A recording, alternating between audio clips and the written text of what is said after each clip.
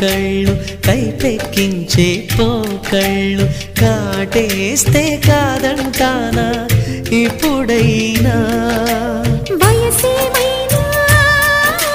సొగసేమైనా మరపించే మనసేమైనా నవ్వు నవరాత్రి నీ కోసం తీసుకువస్తున్నా మైనా ఏమైనావే మన్మథ మాసం అయినా ఎంతైనా ఇది మెత్తని మోసం